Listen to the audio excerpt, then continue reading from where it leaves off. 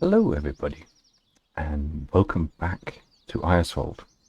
It has been a little bit of time since the last episode, apologies for that.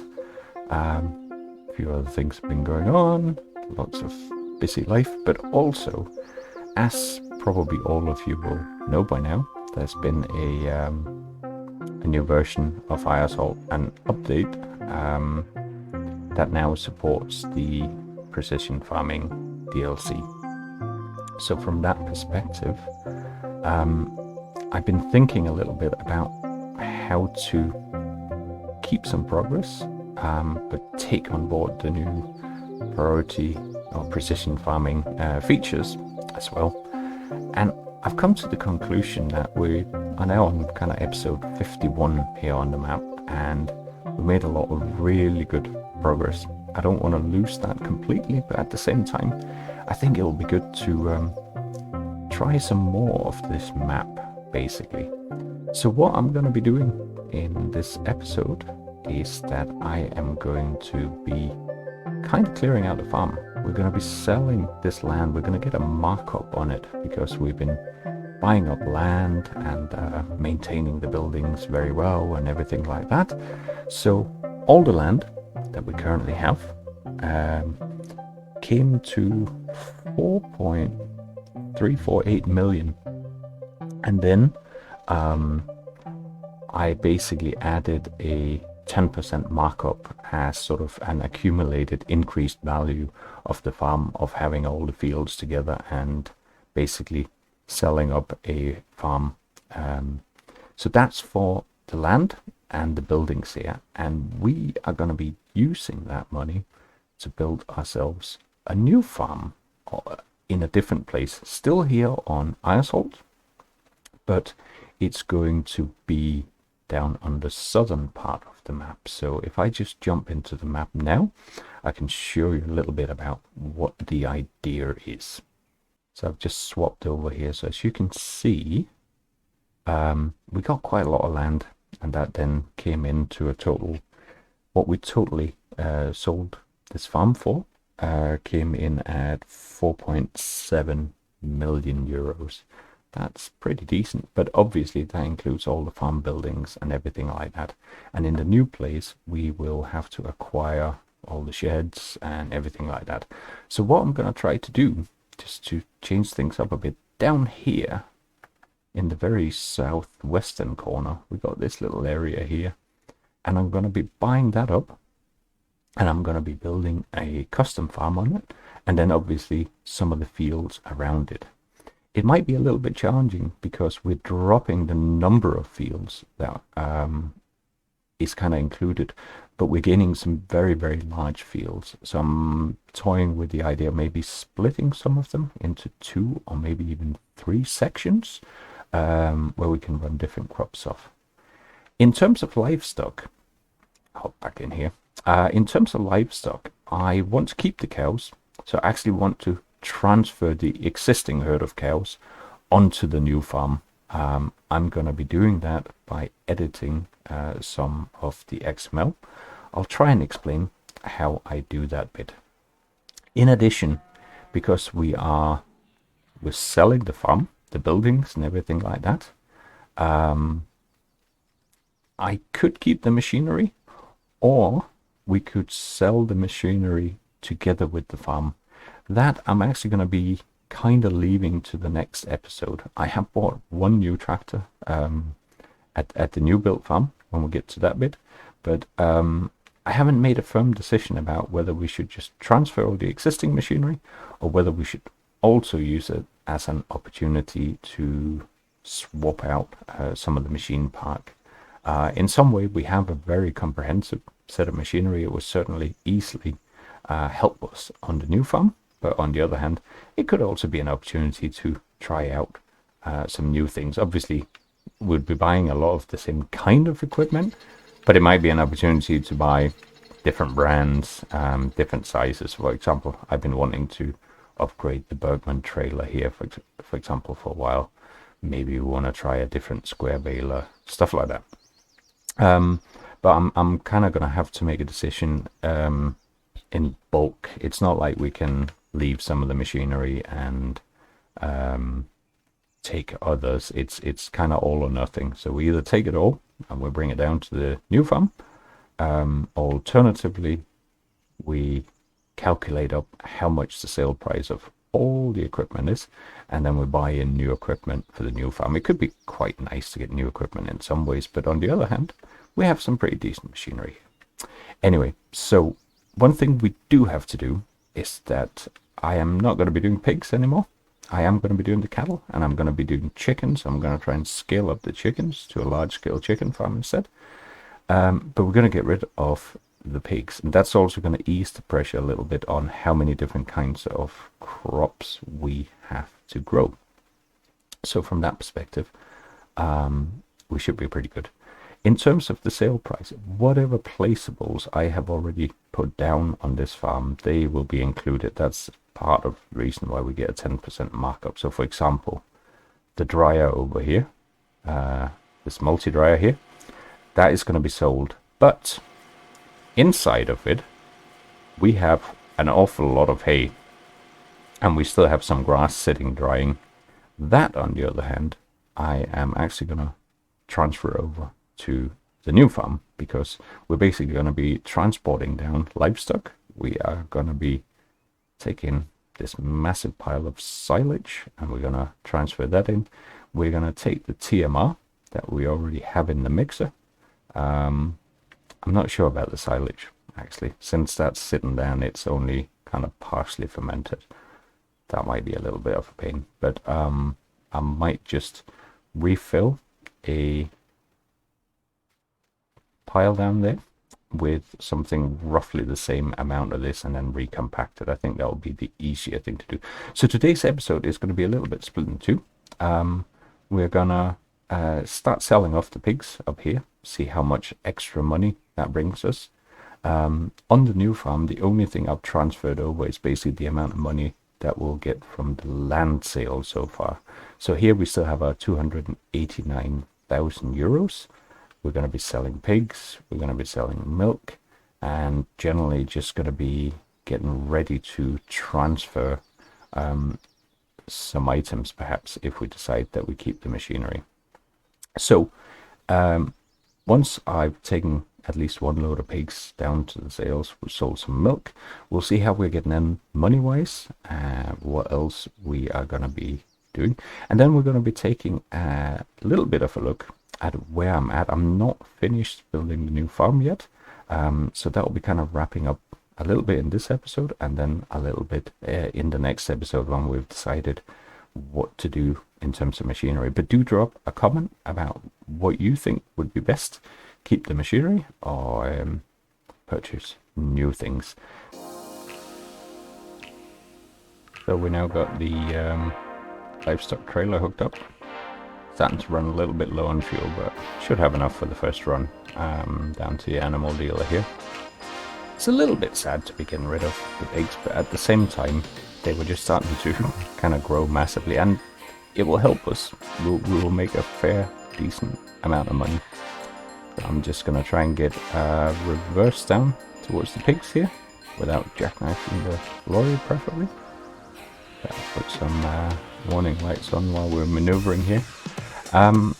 One thing I didn't mention before, so because of the precision farming, one of the things I'm going to do is I'm basically going to roll back to the beginning of the year, to basically early spring, but then we are going to have to try and catch up on some seeding for new fields and get as much precision farming knowledge that we can obtain as well, so that we understand better what we need to do in terms of fertilizing and everything like that. So as you can see, we've got quite a mixture of pigs in here. We'll obviously have some very young ones. We'll have quite a lot around this 120 kilo mark. That'll bring us about 500. And then we got the older ones, 232 kilos. So I think we'll start by getting some of those brought over to the trailer and sold off. They're the high value cargo, and we'll see. That's what's cool. We'll confirm that. And we have our first load of pigs here. I may decide to get somebody to come and pick up some of the pigs, but obviously it's going to cost quite a bit per pig. If we do transport them down ourselves, we save quite a bit of money. I think the transport charge is about 200 per animal, so it's quite a big difference when you're dealing with pigs, that's for sure.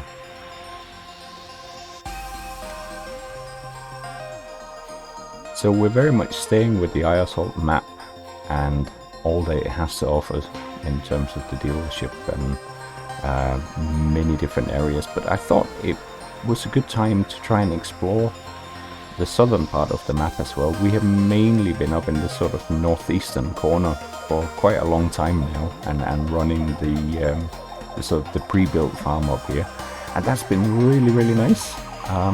But I thought it would be fun to try. Oh dear, I'm gonna crash here.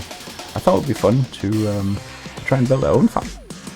It's also gonna sort of reset us a little bit. We are not going to be we'll get into a money where we're quite comfortable with money most of the time, basically, and it's not like we're going to be broke when we start again on the new farm. But on the other hand, it's going to be a different challenge. We're going to have to think a little bit differently about what we do. I think I'm going to maybe not do root crops straight away, as we were planning to do up on the northern section of the farm before. We're going to have probably a lower number of fields, but they're going to be huge, some of them. So it's going to be interesting to see how that pans out and how the dynamic changes of running a farm here on Eiersholt. I'm going to come in around this side, get our pigs unloaded, see what it brings us.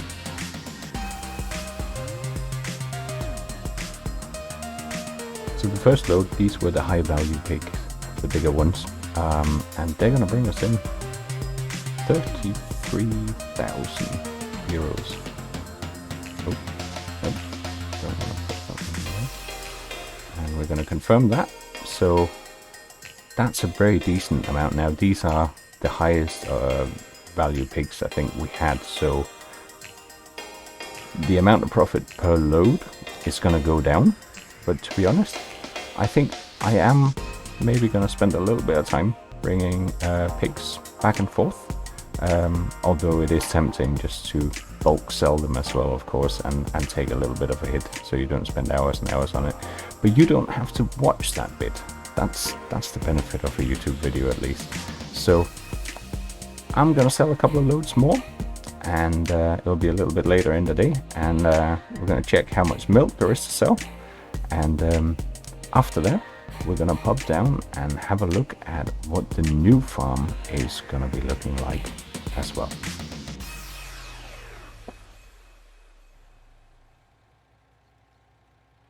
There we go. Several hours later, and got a truck refueled. I have sold all the pigs now. So in total, we have made 297,642 euros from all the pigs, but that is the stable completely emptied out now. So that gives us quite a decent amount of extra money, but we might well need it. You'll see once we come down to the next farm exactly how we're getting on there. But for now, I am just getting the milk filled. We've got 25,000 litres here, so that's going to bring us a bit of money as well. And once we've done that, then I think it'll be time to head down and take a look at the partially built new farm. So here we are. It's the last unload of milk from the old farm. Obviously, since we're transferring cattle, we're going to be selling milk again from the new farm. But for now, this will be the last bit, and then we'll basically try and get the herd transported over to the new map as well. So I just want to see how much this comes to. Wow, 88,000 euros. I've always kept the economy on easy here on Eiersholt to enable progress to be made, and that will still be the case. But I think it's time that we head over and take a look at where the new farm is at. It's not finished, I should caveat that, but we'll go and have a look anyway. We've jumped into our Rambler here.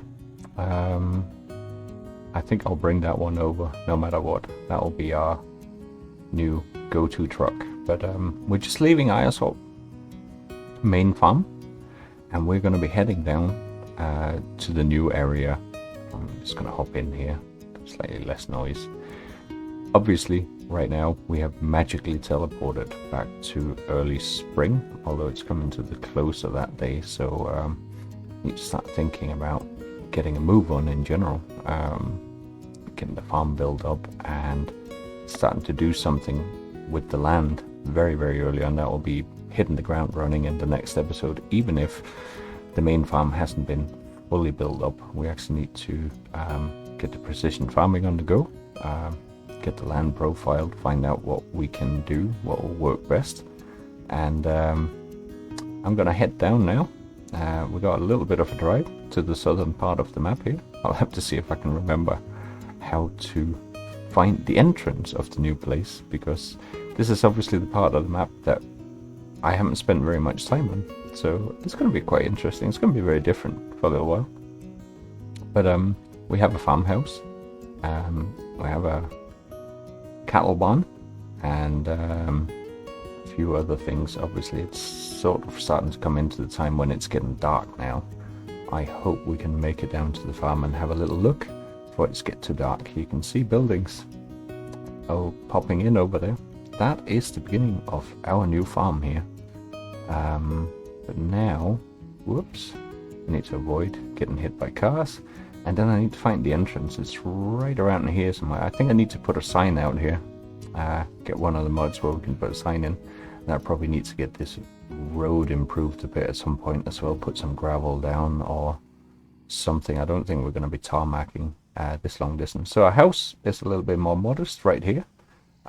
Apologies for the mess. There's still no proper garden around it. It's a bit of a wilderness, and we can go up a little bit further and we have a sort of entrance. We have started putting some gravel down in here, and here we are. I got a couple of trees lying here. They will be gone, but let's hop up and have a little bit of a look at the beginning of a new farm here. So I got my lamb silos sitting here. They're kind of the same model. They were used, a bit beaten up.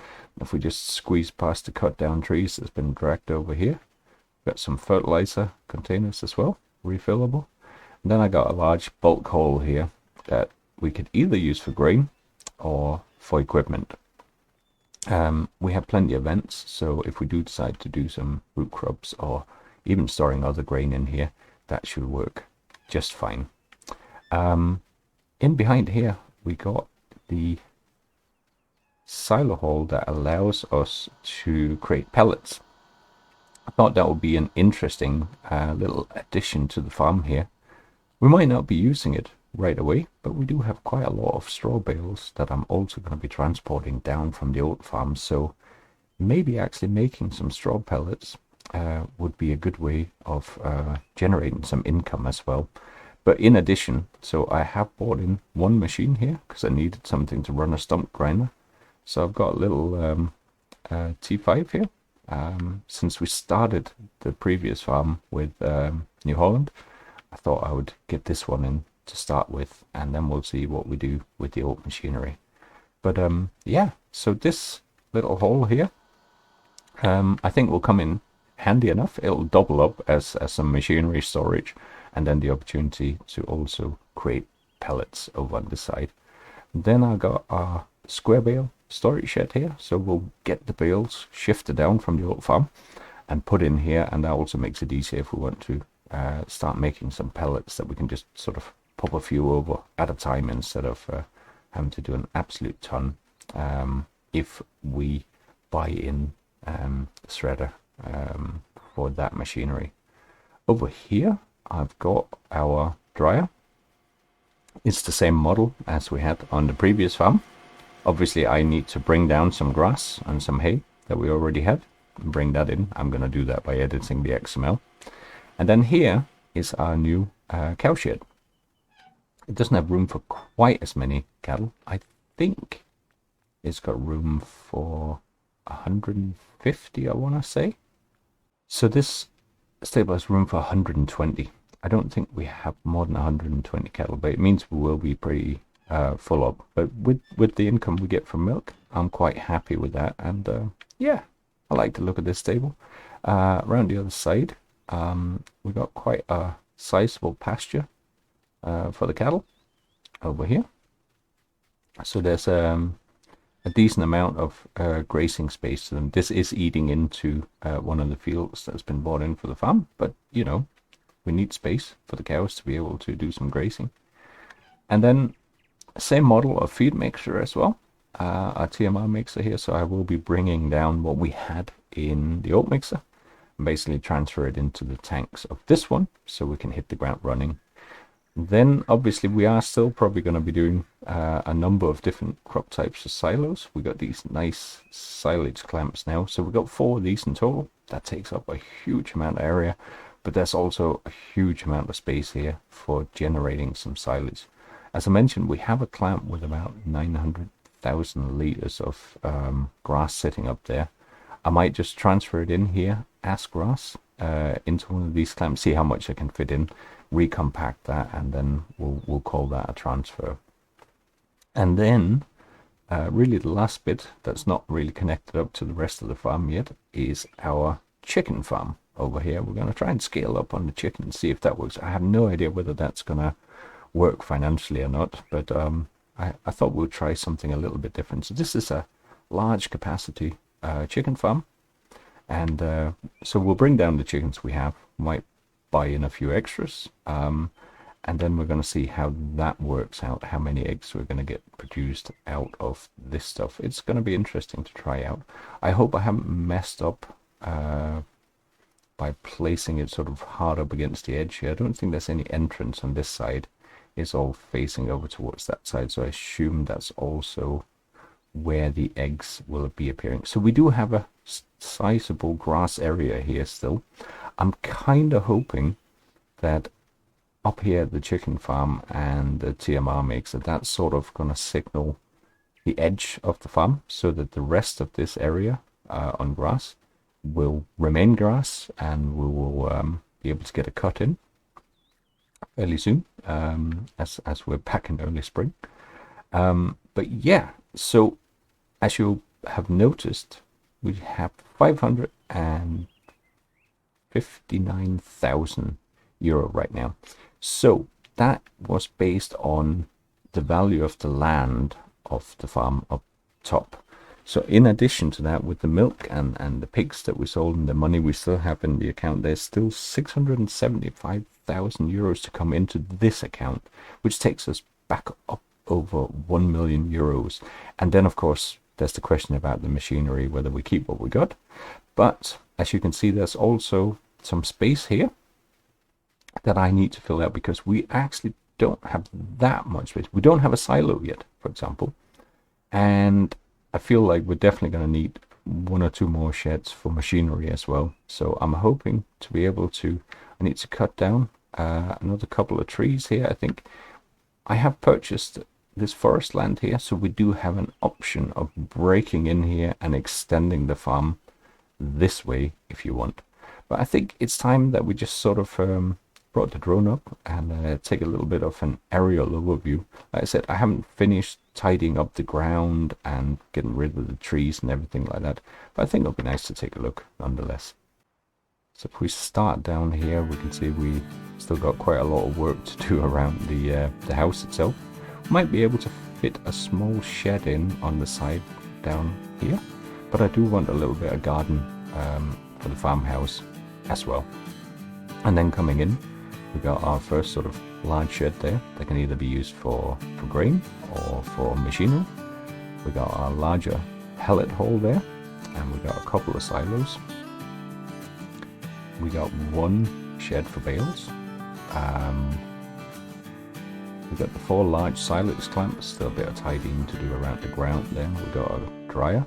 So this stuff is kind of set up to be trying to be relatively close to where we're going to be needing it.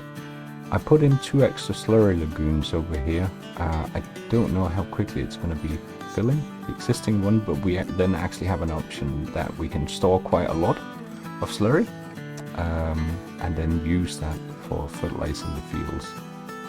With precision farming, I'm not quite sure how much fertilizer we're going to be going through, but we do have a fertilizer bin as well to store things in. And then finally, over towards the end, there's still quite a lot of ground leveling and connecting up the paths and changing the ground, putting in a few more decorative objects to do around here on the farm. But in particular, down here next to where the car is parked, you can see we got sort of part of that big open area.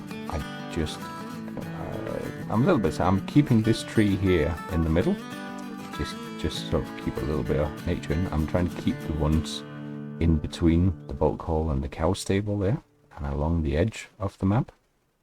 But I think the two that are left standing here, they are going to have to go to make room for some larger machinery holes. And then, as I mentioned, we own the forest in here and quite a bit of land around. So here we are. We bought the forest area right next to the farm. We got the field 41, which is pretty massive, and we got field 43 on the other side of the road, and then field 37. If I just switch back here to the crop types, obviously I have not done anything about the precision farming yet, so if we go in on the precision farming, everything just looks unknown, and that's the bit that we need to fix. We need to find out what's going on with these fields. How many soil samples are we going to go in? I think there is a mod now that we can hire somebody in to do a field, because I suspect soil sampling these massive fields is going to be, frankly, a bit of a pain. So I will look into that. However, we do still have some money as well. We have 500,000 plus the 675,000, and that's even before we consider any costs or incomes, swap overs for machinery. So I would think that in priority, depending on how much money we have, one option, I'm very much thinking about dividing field 37 into 2, maybe even 3. And then there is a road going up to field 38 here, south of, if I just go back in here and have a look at this one. That one is, that's the wrong one. If I go over here, field 38 is only 139,000, so we could definitely purchase that one. And from the north of the farm across field 37, I reckon we could create a connecting road, and then we could have a smaller part just south of the forest that we don't own there that could be used for probably alfalfa, for example, and then run grains on the southern part of field 37, for example. Field 41, I don't know whether I want to split it or want to run it as monoculture, large amount of grain, for example. And then, because we'll need quite a lot of straw bales, of course, as well. I'm not sure whether field 39, the little bit that we got left, that's not going to get us that much grass. So we do need to think about possibly getting another grass field. But tempting parts will be, in terms of expansion plans, will be field 40 at 400,000, and then field 44 down here at 544,000. But that's quite a lot. That's close to 1 million. And we haven't finished putting sheds in and leveling ground, so I'm not going to be doing that right away. So here we are. It looks a little bit messy right now because the groundworks haven't finished and there's still quite a few things to get through. I do want to try and put a workshop in as well, somewhere at some point. But the next part of the video, sort of the final part of this video, is basically gonna be me now showing you a little bit about how I will try and edit some of the XML files to transfer the animals that we had on Eiersholt, the older version, onto this newer version, and some of the silos that we have already put into place on this farm here. And then basically after that, we are more or less going to start playing on this new map. The only thing I will sort of take into account is I'll have a look at comments, what people think. Should we get new machinery, or should we stay with what we already got? I will transfer the chickens over as well. We'll get the bales put in there. But again, that will be done through XML edits rather than spending the next 24 hours driving our truck back and forth between two different save games and stuff like that. So let me hear what you think of the idea of moving Eiersholt down here. Any ideas for what we should be putting in?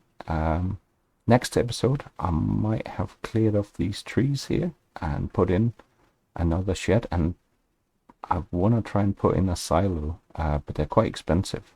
If you're not interested in how to transfer files and such things, then I'm going to say thank you for watching right now.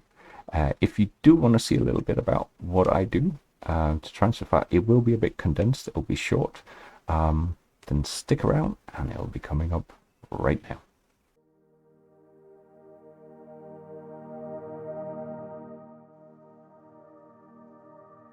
So for the last part of this video, which is very different from regular recordings, I have gone into my Farming Simulator 19 folder. Now I split things up so that I can run both versions of the map and have all the mods sitting ready at the same time. The way that I do that is down here in this game settings XML file.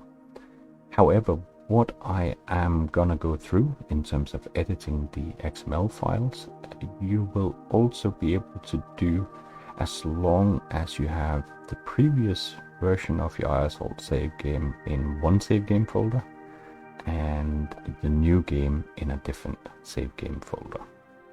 So the files that we are primarily going to be having a look at is I'm going to go in save game 6 for me is my new game folder. So I'm going to go in here. One of the key reasons why we can't transfer everything straight across is that the ground has changed, and anything that's kind of tipped up to the ground or densities of silage and such like won't really work to transfer over. It might end up floating around somewhere up in the sky. And I don't need to modify absolutely everything here. I would strongly recommend that you make a copy of the whole folder as it stands here into a different location. Maybe just, create a temporary folder somewhere, save off the save game that you're actually working on and try and edit it and have a backup copy so that if something goes wrong when you're editing a file and the game won't load afterwards, you can just copy in your backup at least, and then no harm has been done. So that's definitely always what I do. So I need two save games in this case, one that's running on the old version of Eiersholt. We're not actually going to be launching that anymore right now. We are just going to be fishing some numbers out of XML files, and then we are also going to be taking a new save game and we're going to be updating some of the values in there. Now, because I am not moving from the same building to the same building, so for example I have a new cow stable on the new farm, I need to look a little bit at how I transfer the animals over. But if you have if you just want to transfer, for example, from the main cow stable on Eiersholt to the main cow stable on Eiersholt, some of the steps will be a little bit easier. One application that I do recommend you get hold of is Notepad++. It allows you to edit XML files and it helps keep track of all the sort of right brackets closing up and are able to match up. So before doing anything else, I am now going to copy off save game 6 here into a completely new folder. I'll just move up to a temporary location inside my documents, paste them in, and then I'll see you there once I've got both my game folders, both the old one and the new one, copied in there. Here we go. I've now created a folder called FS Migration. My old save game on the previous version of Eiersholt is save game 10, and the new version is on save game 6. So in addition, you'll see I've created a folder called backups. That is completely belt and braces because FS also backs up, but inside the backup folder I've just saved a second copy of the 2 save games. Those we're not going to touch, we're just going to leave them in there. If everything goes well, we can delete them, but if something does go wrong when we write in the new save games into our game and launch it, then we can always pick them back up from there and restore everything back to the way that it was. So I'm now going to start by going into my old save game here, and what I'm going to do is I'm using this Notepad++ application. It's free and it's very powerful. So what I'm going to do to begin with is I am going to start having a look at which files we need to modify on the 2 games. The one thing that can get a little bit confusing when you use Notepad++ is it's got a name tag sort of right up where the OCG logo is right now. That's the name of the file that you're working on. Obviously, because we're working with 2 save games that are going to have identical folders, you just need to make sure you keep track of which one is which. So the main things that I'm going to be worrying about bringing over is amounts of things that's stored inside of buildings. All of that stuff is inside a fairly large file called items. There's a lot of things going on in here, but we're going to be opening up the items XML file. So as you can see right at the top, I can now see that this tab of Notepad++ tells me that I'm in the save game 10 folder right up there at the top. So that is one way of helping you keep track of whether you're in the new file or the old file. So right now, if you look at things, each of the items on the map, basically, that is in our ownership, is basically in here. So we're not going to be moving them over, but we're going to be picking out information from the ones we know where we have things stored in, for example.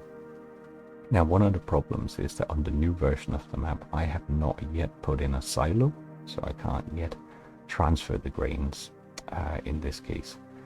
It's worth noticing that the items file also contains all the selling stations and stuff like that, so there's an awful lot going on in this file.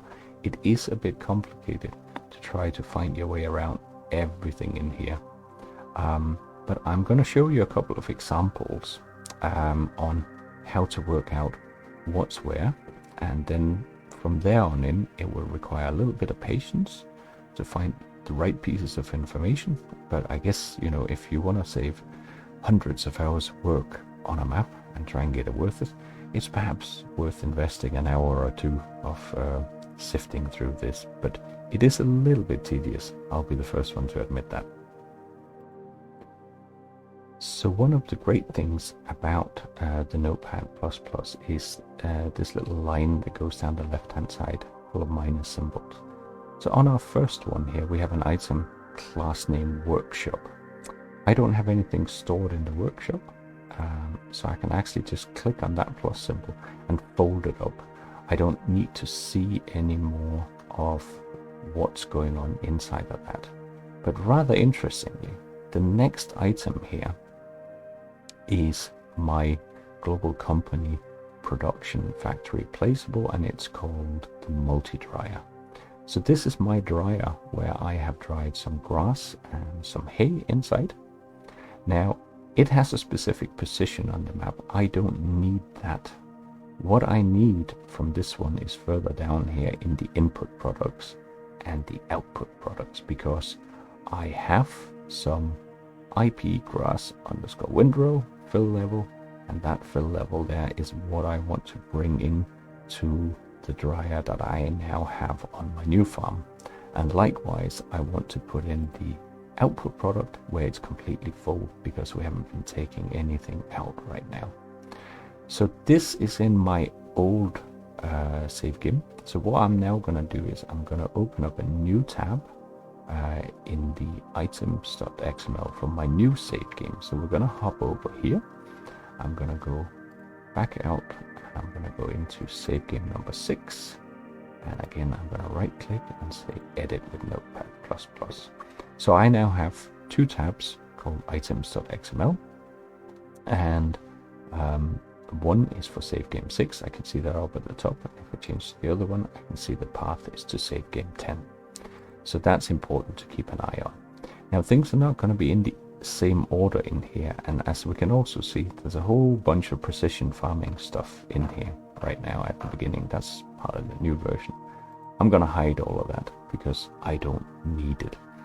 But now, rather conveniently, what I have as the next item here as well is also the multi-dryer, as we can see here. And what I now need to do is go back and have a look at the items XML here. So we can see we have a production factory index on the old save game, and that has a set of input products. If we go back to the new one, we have a production factory index and we have some product lines, but we don't have the product lines is further down here, but we don't have the input and output products because nothing has been put into that dryer yet. So what I'm going to do now is I'm going to copy this whole set of input and output products.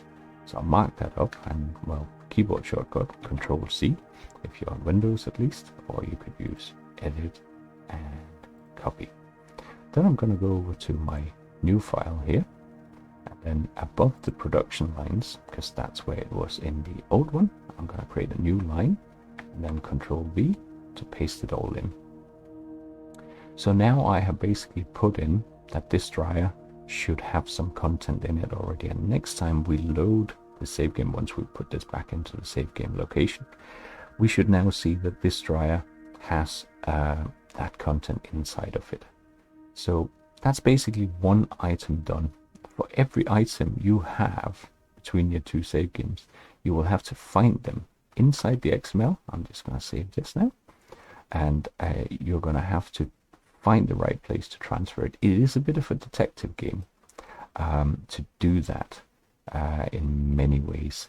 We'll try and do one more very quickly here, and then I'm going to hop back into the new save game to show you if these changes have worked the way that we intended. So the next example I've now located here. I've folded up a few additional selling stations in the XML file. But I've now found the item that has a class name of Animal Husbandry with an IT of 13. And if we look out here on the file name, what we can see is that it's inside maps, placeables, animals, and it's called the cow stable XML. So we know this is the cow stable that is the starting farm on Eiersholt. So what we can see is it's got some information about animated objects. We'll leave that well alone. It's got an area for food spillage. It's got a fill capacity, a cleanliness factor, and food to drop. It's got a module with straw and a total fill capacity that gets filled in by the game itself, really. And then it's got some information. Now, right now, I didn't have any straw for my cows because I had been running it down for starting to produce some slurry instead. You can also see we have a module name called milk and a fill capacity, so that's how much there's room for in the stable itself. And then we have a fill level type here, and we sold off the milk, so there's only 143 liters in there right now, and I'm going to ignore the milk. We're not going to bring that across. There's also some manure. Again, you have to be a little bit careful because obviously there's a maximum capacity, and there's some to drop and there's manure to remove. And then we have the module name animals, and then because I'm running seasons, each animal here, cow type black and white, has a whole set of information about whether it's a female, what the weight is in seasons, what the age is in season, its ID, its time until birth, and its time since birth, and so forth. These are the animals that I actually want to bring over into my new cow stable. So I am going to be copying a very, very large block of XML here But because I'm bringing it over to a different stable, I need to find that one inside my new save game. If you are transferring like for like between the map, in your new XML file, you could basically just perhaps search for cowstable.xml, find the right area, and then you will need to put in the module name for animals. But basic principles should be about the same. So I'm going to go over and find my cow stable now on the new save game. So it takes a little while sometimes to find the right place inside these XML files. But I have now used the search function to search for the word animal because I know I was looking for cow stable. And although I've looped through a few others, I have now found this item class name husbandry. And if I look at the file name over here, it's now inside the mod directory. So it's something that I've kind of placed in from the farm buildings pack, and it's the dairyfarm.xml. And it's given a position. I'm not going to mess with that because it's been placed on the map already. And it's got a set of animated objects. We're also going to leave those alone. I'm going to leave the full food spillage, straw capacities, milks, and everything like that well alone as well. I don't think there's any need to really change those. If we go back and take a quick look at the other one, we can see that milk, manure are both up above the animals. So as you can see, there's in the new file, there's also a manure, and then it's got a module name animals. And right now, of course, it says it has a fill capacity of 0 because there's nothing in there. If we look back over our other one here, and we have a look at the module animal, fill capacity is still 0 because animals aren't a fill type, but it still has to be added in from what I understand about the XML capacities. So as long as I don't exceed the capacity for 120 animals here, which I don't think I will, I hope not, because I haven't actually counted up and I can't remember how many cows I have. But what I'm going to do is I'm going to basically copy this whole block of all the individual cows because I want the season features of cows that are already producing milk. And then I need to remember to close this module as well. I'm going to copy all of that across. And then I'm going to remove a little slash here because that's what automatically closes the bracket when there's nothing else underneath. But now we are going to be putting a bunch of stuff in underneath. And then I'm going to paste in all of these animals. And most importantly now, remember to have this closing module bracket as well. So that should now have placed all of the existing cows with all of their ages and features and such like inside the map. And I'm going to save that. Now I haven't added in any food or anything like that. If you want to avoid making this too complex, then stick with just copying in perhaps one block of information to begin with. Try and put it into your save game, load it up. You could always manually put in some feed, or you could use the easy dev controls instead. So I have now put in some cows, and I had put in some hay up in the very first fruit machine here. Now obviously because I'm moving between different buildings, things are not going to be exactly like for like.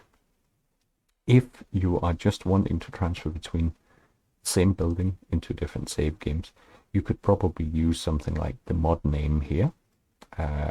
You could just search for that over in the new file, and then basically I wouldn't recommend copying the whole block because the position might have changed if ground levels have been modified. But when it comes to input output products or storage capacities, you can change those numbers relatively safely. I know this might be a bit complex if you're not used to looking at XML, but it is a bit like a detective game of sitting and looking through, figuring out what's between these brackets, how much the values are. One thing that's very important is to make sure you don't modify these names here, for example, because that can really mess things up if the game doesn't recognize the fill types. But I have done these two super simple things. What I'm going to do now is I'm going to basically close these down and go back into my folder here. So right now, I've actually only changed this one item thing. Further down, if you want to bring across all your vehicles, that is a really important file to have as well, the vehicles. In the previous sort of version transfer I did of Eiersholt, I actually copied the, I think it's called Seasons XML file. This time around, because I'm starting again in the year, at the beginning of early spring, because I want to make sure I get the precision farming stuff working, I'm not going to do that. But if you did copy your seasons over, I would strongly recommend that you don't do it. You have your save game at a point that's perhaps in the middle of a season, rather than at a point where it's just about to change seasons, and then basically let the game run for a full 24 hours with minimal change. It might cause a little bit of unusualness around the farm and the field and so forth. Those two files, the vehicles and the items, are the two key ones that I normally edit when I bring it across a save game. Most other things I would do using the easy development control, and I can show you a little bit of that as we head into the game. But right now, I am just going to take my save game 6 here, because I already have a backup of my save game 6 in the backup folder. I'm just going to copy this save game 6. I'm going to go back into my farming simulator folder, so in my documents and in my games FS19, and I'm going to paste it in, and I'm going to replace all the files in the destination. Then I'm going to launch farming simulator back up again and load my save game 6, and I will see you in there in the game in just a moment now.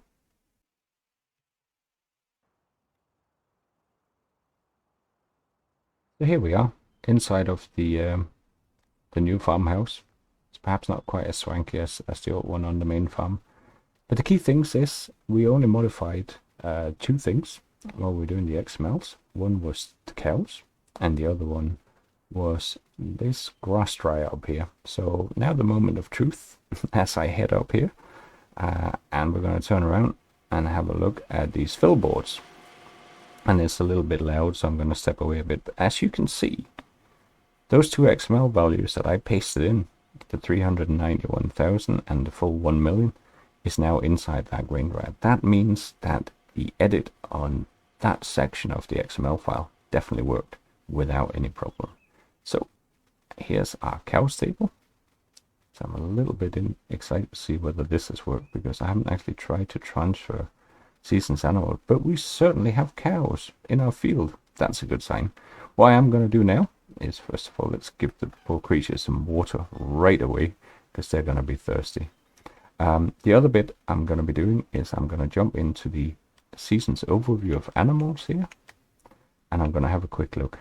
So as you can see, we have a whole variety of weights and ages with our season display here, which is excellent, because that means all the season relevant information about the age and their milk production is intact. It has come across between the two games, and that's just by copying out all of the list of animals with their relevant seasons variables and bringing them over into this new stable building. One thing I didn't check actually is, so we have 114 animals, and it was a bit close for comfort because there's only room for 120 in this cow stable. Now, of course, I desperately need to do the same for my TMR forage here, so that I'll be able to get something loaded in and get these poor cows fed, which is why I don't particularly want to keep this save game running very long right now, because, of course, as time is moving forward, these cows are literally starving, but at least they're getting some water right now, so we're probably going to take a little bit of a production hit. So I know that was a very, very short crash course in how to edit some XML files, and finding each of the stations inside the items.xml file in your save game, it does take a little bit of time. It does get a little bit easier as you get used to looking at it. Some of the things I didn't cover was editing money and stuff like that. There are plenty of tutorials around on how you can do it inside the XML file, but to be honest, I always put in the easy dev control. I hit F11. You have a section right here for adding and removing money, and then use a piece of paper to write down what you got. Similarly, if you are starting a completely new save game and you've moved up in seasons, you copied over your seasons file and maybe you were in late spring or early summer. Obviously, if we go in on a field and use the easy development controls, we can actually go into the field information. You can go into the right field. You can set what fruit type was on it, what growth state it was in, what fertilizer state it was in, plowing and so forth.